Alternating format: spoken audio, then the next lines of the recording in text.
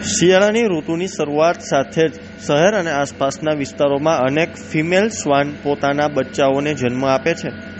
આ સમયગાળામાં ફિમેલ શ્વાનનો સામાન્ય દિવસોથી વધુ અગ્રેસિવ બની જાય છે, કારણ કે તેઓ પોતાના નવજાત બચ્ચાઓને સુરક્ષિત રાખવાથી વૃત્તિ ધરાવે છે. આવા સમયમાં જો કોઈ અજાણ્ય વ્યક્તિ તેના નજીક જાય અથવા શ્વાનને હેરાન કરે તો તે હુમલો કરવાની શક્યતા ખૂબ વધી જાય છે. રાજકોટમાં ફરજ બજાવતા વેટરનરી ડોક્ટર અરવિંદ ગગાડાએ આ બાબતે જનજાગૃતિ ફેલાવવા મહત્વપૂર્ણ માર્ગદર્શન આપ્યું છે. તો ત્યારે જુઓ અમારો ખાસ અહેવાલ.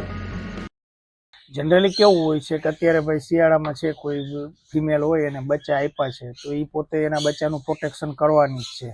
એટલે અજાણી વ્યક્તિ જો એની પાસે જાય તો એને બાઇટ કરવા દોડે, કારણ કે એને પોતાની સેફટી માટે હોય છે કે ભાઈ એના બચ્ચાને કોઈ હાર્મફુલ ના કરી શકે, કોઈને હેરાન ના કરી શકે એના માટે. એટલે પેલી પ્રાયોરિટી તો એ રાખવાની કે ભાઈ જે તમારા શેરીમાં કૂતરી વ્યાયેલી છે તો એ બીચને કોઈ અજાણ્યા વ્યક્તિ બાજુમાં જવા નહીં દેવાનું, નાના છોકરાઓને એની બાજુમાં નહીં જવા દેવાનું.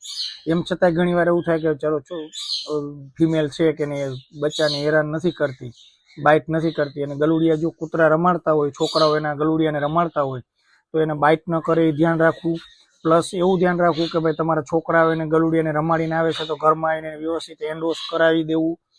અને બીજી વસ્તુ તમે ધ્યાન રાખી શકો, ભાઈ તમારે સ્ટ્રીટ ડોગ છે તો એ સ્ટ્રીટ ડોગને વેક્સિનેટેડ જનરલી આરએમસી વાળા કરતા જ હોય છે, અને ન કરેલું હોય તો તમે કહો તો એ લોકો ઘરે આવીને એનું વેક્સિન કરી જાય. તો એને એ ડોગને વેક્સિનેટેડ રાખવા, આ બધી વસ્તુ ધ્યાન રાખો ને તો ઘણીવાર એવું બને કે બચ્ચાને એને રમતા હોય તો કંઈ પ્રોબ્લેમ ના થાય. બીજી વસ્તુ એ કે ભાઈ બચ્ચા એને બાઇટ કર્યા, 3 મહિનાથી મોટું બચ્ચું છે, આપણા છોકરાઓ એને રમાડે છે તો એને જો બાઇટ થઈ ગયો હોય તો આપણા જે ચાલીને વેક્સિનેટેડ આપવું, કે વિધાઉટ વેક્સિનવાળું કોઈ ડોગ કરડે છે તેને ઓબ્ઝર્વેશનમાં રાખવું, કે કોઈ ફિમેલે બટકા ભરી લીધા છે તો એ આપણા બાળકોને એને વ્યવસ્થિત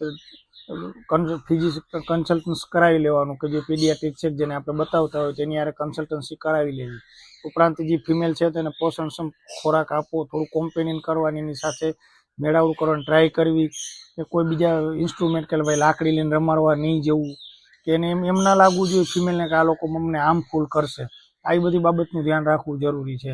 આમાં જનરલી પેલી વધારે તકલીફ રેબિસની હોય છે, કે ભાઈ ગલુડિયા કોઈ 3 મહિનાથી મોટા છે તો એને બાઇટ કરી લીધું તો રેબિસના જમ્સ લાગવાના ચાન્સીસ હોય. બીજી વસ્તુ કે આ સ્ટ્રીટ ડોગ માટી યારે સંપર્કમાં હોય છે, તેને સ્કિન ડિઝીઝ વધારે પડતા હોય છે, તો એ સ્કિન ડિઝીઝ આપણા નાના બાળકોને થવાના ચાન્સીસ રહે છે.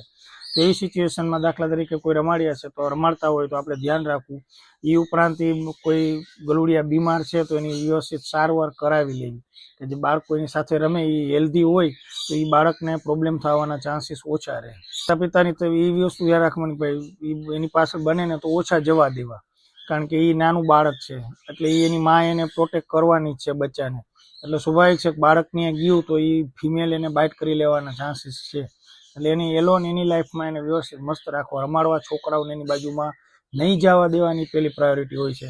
એમ છતાં ઘણીવાર છોકરા જતા રહે તો એ ત્યાંથી રમાડીને આવે ઘરે તો વ્યવસ્થિત એને હેન્ડ વોશ કરાવી દેવા, બરાબર, જમે મોઢામાં હાથ નાખે નહીં, ખરાબ હાથ, એ બધું ધ્યાન રાખવું જરૂરી છે.